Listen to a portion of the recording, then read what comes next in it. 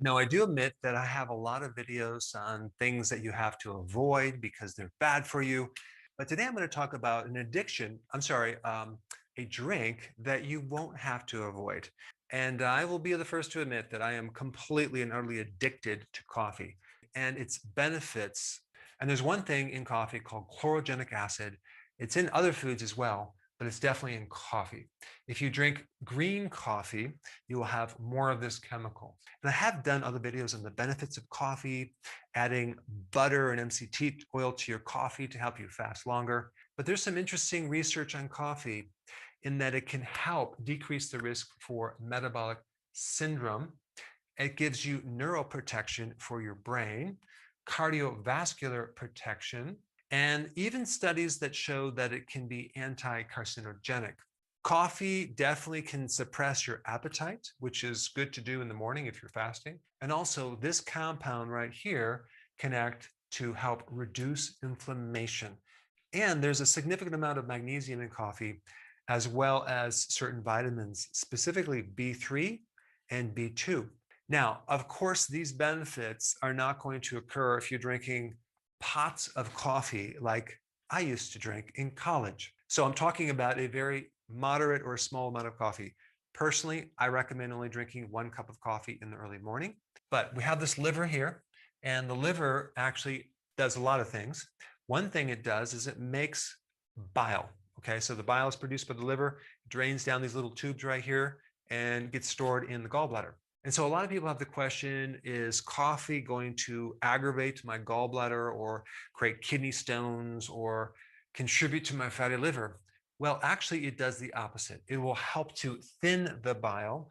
It can help to decrease the risk for gallstones because gallstones come from a condition where you have this super concentrated cholesterol that turns into crystals, then forms gallstones. But it's not the cholesterol that makes the stone.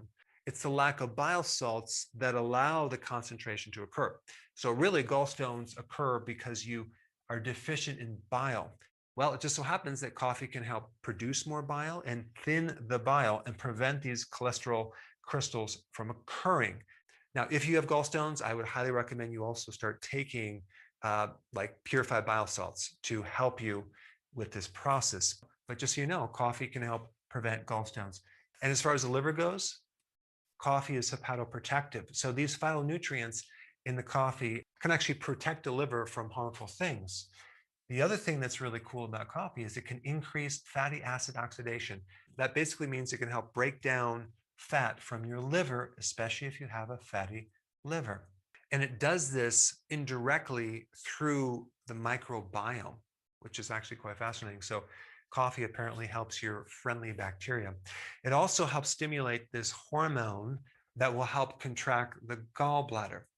The gallbladder is there to concentrate the bile.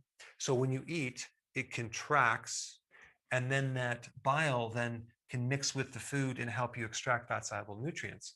Well, if your gallbladder is sluggish for whatever reason, drinking coffee can help stimulate the gallbladder. So you have this contraction and this release of the bile. And one reason why I'm doing this video is because I'm focusing on this area right here, making you very aware of this area in your body, because this is an area of a lot of problem for so many people that they don't have any idea that this is the root problem. And I'm talking about bile sludge. The bile should normally be thin and flowing. Many times it thickens, and then the cholesterol starts building up in here, and it backs up into the liver. And the pain that you'll feel, or the discomfort, or the tightness will be right up through here in your right shoulder blade, right through in here, and through the back, right through here, through the rhomboid. It can go right up through the head, through here. It can literally create tension and pull these vertebrae out and pinch a nerve that goes down your right side. Now, on that note, if you haven't seen my video on the relationship between the gallbladder and the right shoulder, I'm going to put that video up right here. Check it out.